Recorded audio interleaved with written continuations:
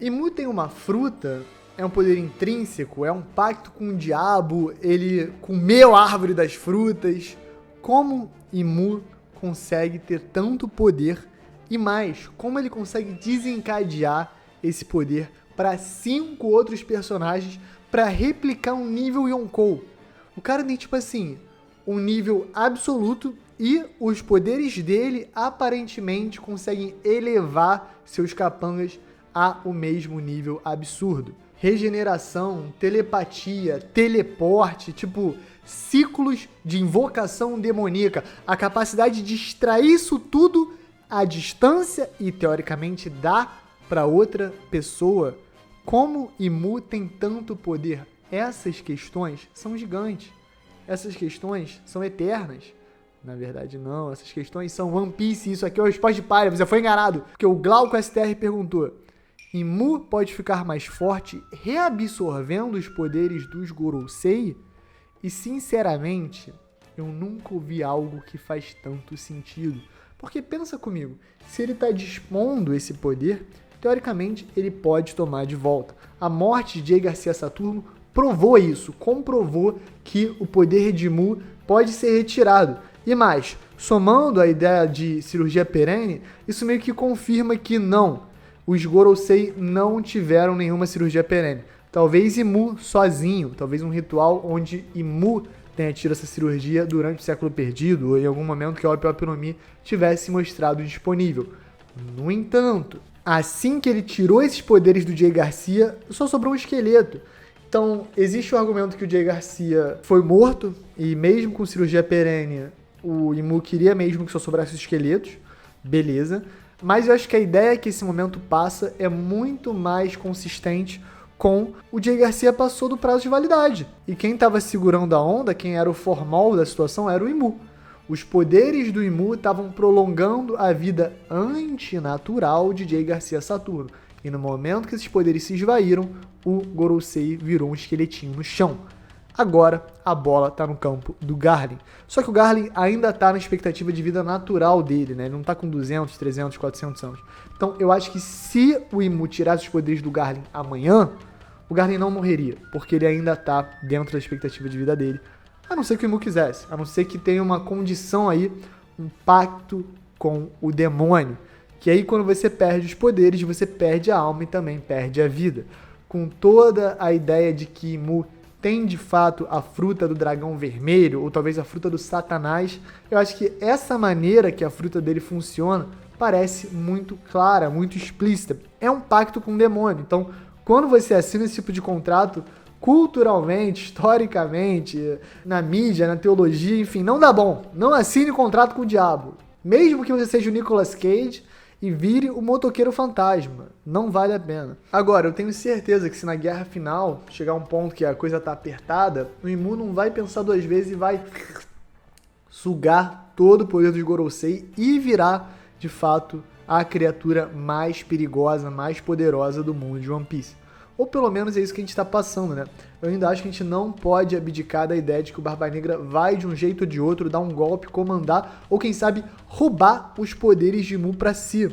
Imagina uma Catarina Devon com a fruta do Feng Shi, né? A fruta, porque não é uma fruta especificamente, né? Mas enfim, com a forma do Feng Shi, com a forma demoníaca do Feng Shi, né? Imagina lá Lafite, vários diabos, né? Como se fossem vários demônios e o capirotão Barba Negra com todas as frutas lá. Mas faria sentido. Falta Zoro, né? Já tem Logia, já tem Paramécia na mão do Barba Negra, falta Zoro. Se for a Zoro do Diabo, esquece. É o vilão final. E a gente tem o foreshadow de que o Barba Negra vai ser o vilão final desde o início do mangá. Por isso, eu acho que a gente não pode abrir mão dessa ideia de que o Imu vai rodar uma hora ou outra pro Barba Negra. Ele tá se envolvendo com o Reverie, tá se envolvendo com o governo mundial, tá querendo atacar Marijo, enquanto os revolucionários fizeram toda a treta lá. Então, eu acho que esse enredo tá bem encaminhado. Fala, galera, espero aqui. Eu sou o Derek. Pô, deixa o like, se inscreve, dá essa moral pra gente. Pô, não sei, é um espaço de palha, é relaxado. Não esquece, lá no Instagram tem sempre o tópico, manda pergunta, a gente sempre tá tentando pegar o máximo de perguntas possíveis pra responder. Então, mete bala. Alan, meu nobre, chama o G.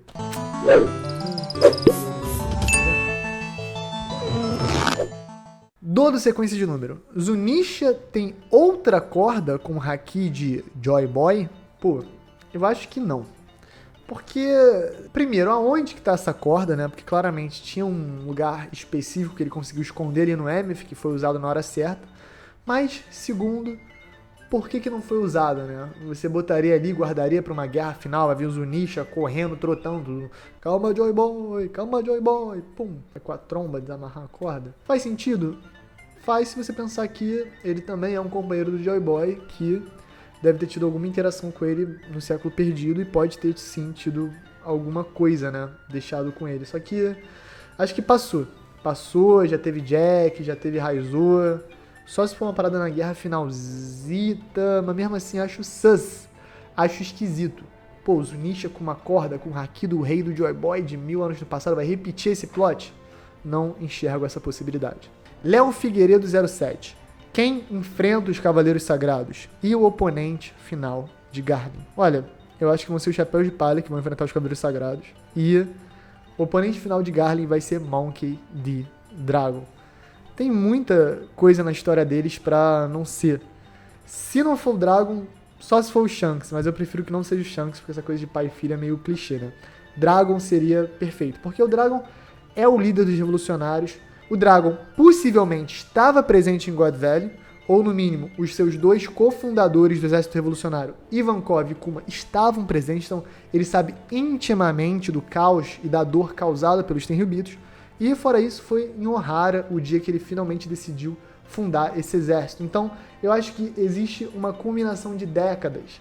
Existe uma culminação de décadas para esse combate acontecer entre Garland e Dragon, porque eles são os dois líderes das instituições mais opostas no mundo de One Piece. Não digo nem só os Tenryubitos, porque até dentro de Tenryubitos, o Garland é uma casta mais brutal, porque ele julga e mata o Sam Osgard simplesmente por proteger a princesa Shirahoshi. Então, o Garland é o símbolo máximo do preconceito, do ódio, da divisão de classes causada pelos Tenryubitos. E, obviamente, o Dragon vai ser a sua posição e vem sendo a sua posição até o final da obra. Ah, Derek, é possível que matem o Dragon? É possível. Barba Negra, sei lá, o próprio Imu, é possível. Mas, pô, a gente não quer ver o Dragon revelando sua fruta, revelando suas habilidades, usando o Haki num confronto lendário contra o Garland, todo capirotado, com regeneração, com telepatia, com forma demoníaca vinda de Imu. Cara, tudo isso seria maravilhoso. Por favor, Oda Sensei, me dê Monkey D. Dragon contra Figarland. Garland. Tio Pontoso perguntou: Pirobloína tem um sufixo de proteína. Seria algum ser vivo responsável por gerar ela? Então, eu fui no Google e o Google me informou que o Ina está costumeiramente presente em compostos que contam com as partículas NH2, duas partículas de hidrogênio, uma de nitrogênio. Isso gera o Ina, né? Porque isso aí, se eu não me engano, indica um amino, né? O NH2 é um amino. Então, os aminoácidos, que certamente tem a ver com proteína, se eu lembro da escola direito, também estão aí nesse meio. Portanto, acho que isso é um indicativo de que pirobloína conta com duas partes de hidrogênio e uma de nitrogênio para formar, com outras loucuras aí químicas, as moléculas que vão se transformar nas nuvens brancas e sólidas que formam o Mar Branco lá no céu. Então é isso. Não abram mão do Google nunca. Ele sabe das coisas. Mas saibam pesquisar também, que não é fácil. Às vezes quem procura acha, mas não necessariamente está achando as coisas certas. Underline John.Herrera perguntou: qual a chance do Kuzan ser da Sword? Existe essa chance de ser tudo um grande complô. A gente pode estar repetindo o enredo do Snape em Harry Potter. Mas eu não vejo não. Eu acho muito mais interessante essa ruptura ter sido real. Real para as pessoas da Marinha, real para o Garp, real para o Kuzan. Cara, ele perdeu a perna, ele foi massacrado pelo Sakazuki num confronto até a morte de mais de 10 dias. Se esse tipo de evento não muda um homem, não muda as perspectivas de uma pessoa, eu realmente não sei o que mudaria. Então, ver esse Kuzan mais amargo, mais niilista, mais pragmático, mais hedonista, de certa maneira, porque ele tá seguindo o próprio caminho, tá seguindo as próprias vontades, tá agindo como um pirata. Pô, tá enfrentando o próprio mestre para seguir com essas lealdades duvidosas, porque no final das contas o Barba Negra não falou: você tem que me seguir. O Barba Negra falou: me siga, mas se siga, porque o nome disso é pirataria. A gente está todo mundo em comum acordo, vivendo pelos próprios objetivos. E isso ter falado pro Kuzan naquele momento me deixa bem fascinado, porque Se ele tivesse intencionalmente querendo invadir a tripulação do Barba Negra pra atrair eles logo de cara, eu não consigo imaginar aquela apresentação. Derrotando metade do bando, ameaçando o Barba Negra e tal. Pô, ele sabia que aquele approach ia empolgar o Barba Negra pra fazer um convite pra ele. Foi tudo tão espontâneo, tudo tão natural, tão orgânico. Seria uma atuação muito doida que é tirar do personagem. Porque o interessante dessa cena é ver o personagem passando por essas emoções, por esses contextos e tomando as decisões conforme elas vêm.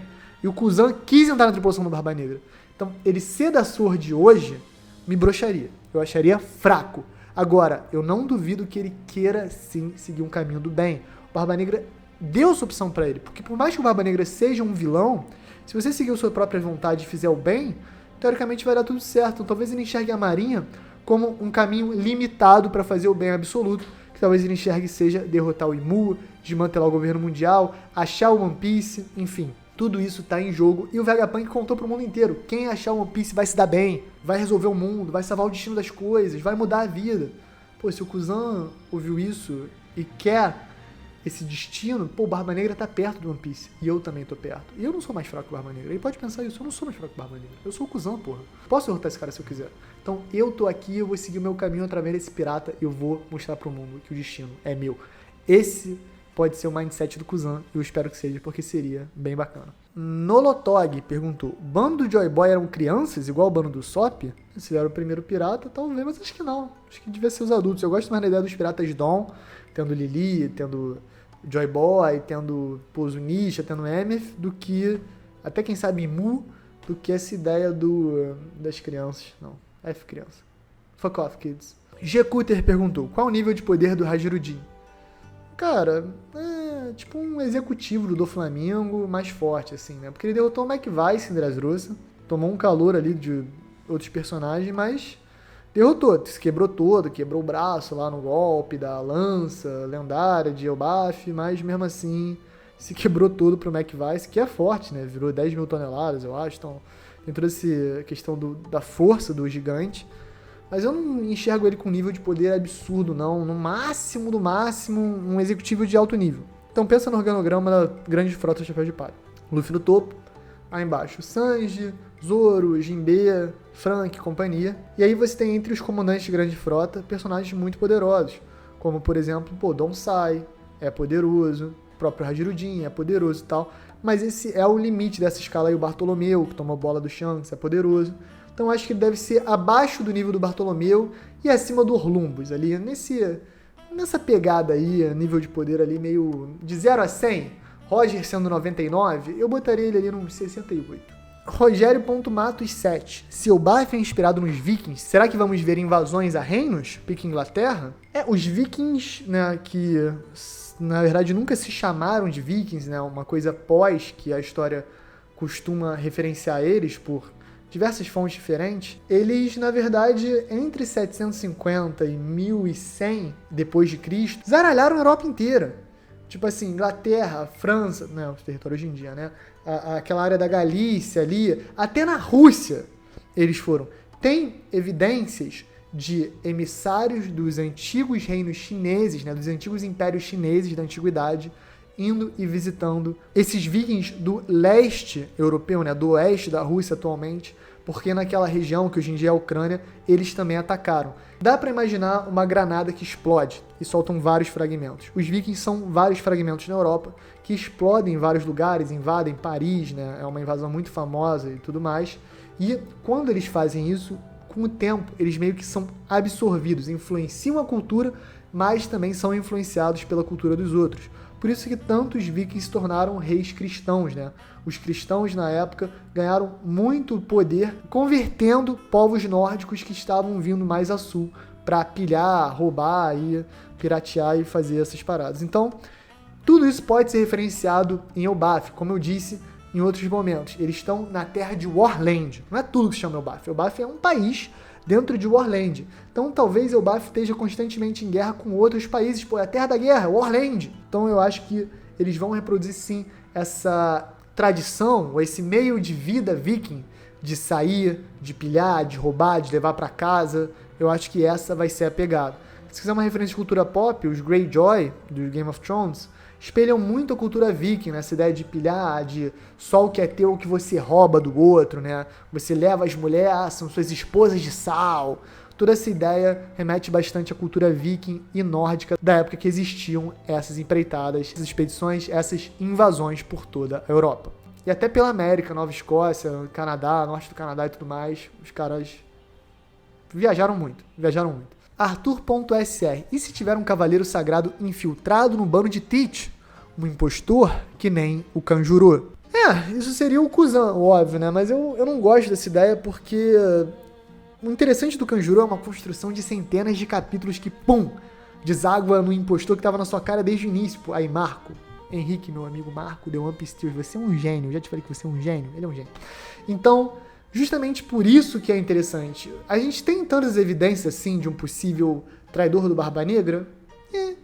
O Kuzan, óbvio que é suspeito. Desde o início é suspeito. O Barba Negra fala que ele é suspeito. Mas a graça é essa. Por isso que eu acho que o Kuzan não vai trair o Barba Negra de maneira tão óbvia, tão cedo. Tem que ter um grande payoff pra isso.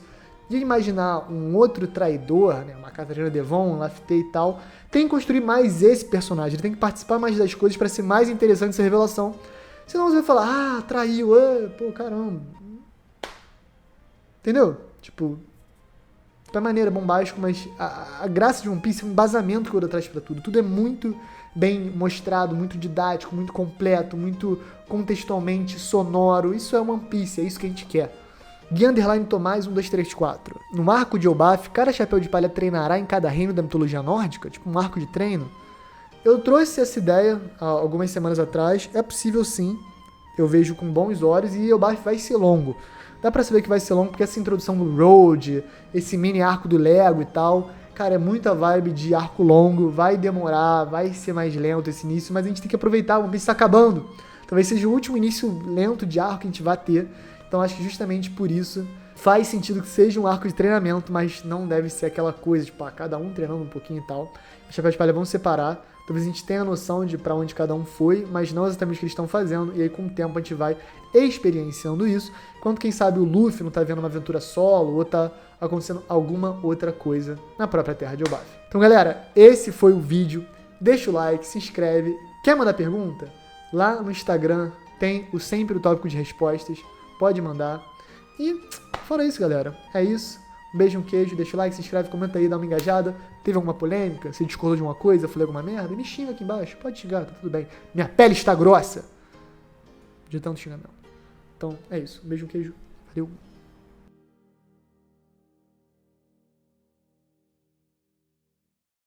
Pode palha secreto. Pô. Sério. Qual é a melhor Havaiana? Eu acho que é azul escuro.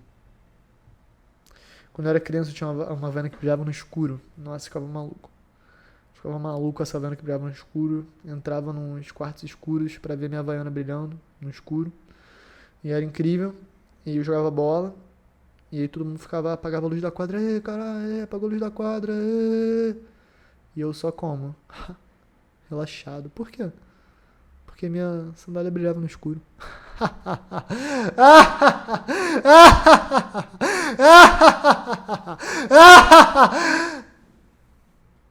É isso, galera. Valeu.